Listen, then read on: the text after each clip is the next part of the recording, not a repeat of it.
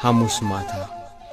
የጌታችን የመድኃኒታችን የኢየሱስ ክርስቶስ ሕማሙ ከሚታሰብበት ቀናት አንዱ ሐሙስ ጸሎተ ሐሙስ ይባላል።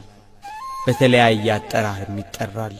አረንጓዴው ሐሙስ፣ የነጻነት ሐሙስ፣ ትእዛዘ ሐሙስ፣ ምሴተ ሐሙስ።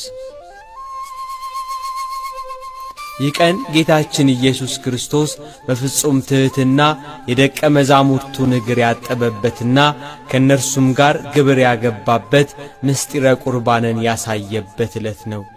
ጸሎተ ሐሙስ። በኪሩቤል ትከሻ ጸንቶ የሚኖር አምላክ ከደቀ መዛሙርቱ ጋር በመሶብ ዙሪያ እራት ለመብላት አብሮአቸው ተቀመጠ እያለች ቤተ ክርስቲያን ትዘምራለች። በዚህ ዕለት በምስጢር በከበረች በሥርዓት ባጌጠች ቤተ ክርስቲያን ጌታችንን ለማስታወስ ቄሱ ውሃውን በብረት አድርጎ በጌታ አምሳል የምእመናንን እግር ያጥባል።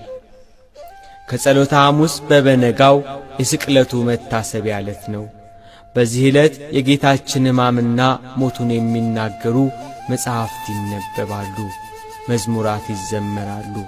ሕዝቡ ሁሉ የጌታን ሕማምና ሞት እያሰቡ ክርስቶስ ለእኛ ያደረገውን መከራ እየተዘከረ ይሰገዳል።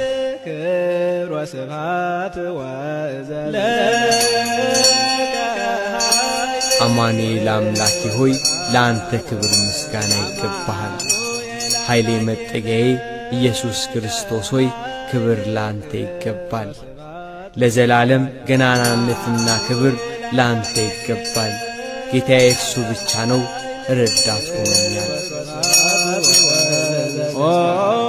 ለአምላክ ምስጋና ይገባል፣ ለሦስትነቱ ምስጋና ይገባል፣ ለመንግሥቱ፣ ለመከራው፣ ለሕማሙ ምስጋና ይገባል እያለች ቤተ ክርስቲያን ትሰግዳለች።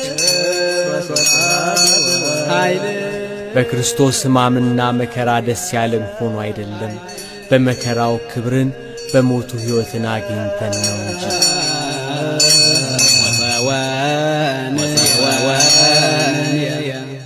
ጌታችን ኢየሱስ ክርስቶስን ጻፍት ፈሪሳውያን ወደ ሊቀ ካህናቱ ቤት አስረው በመንገድ እየደበደቡ ወሰዱት።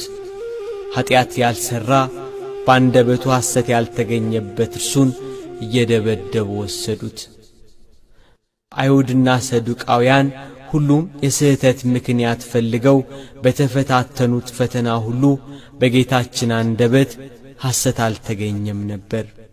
ይልቅ የአንደበቱ መከናወን የእጆች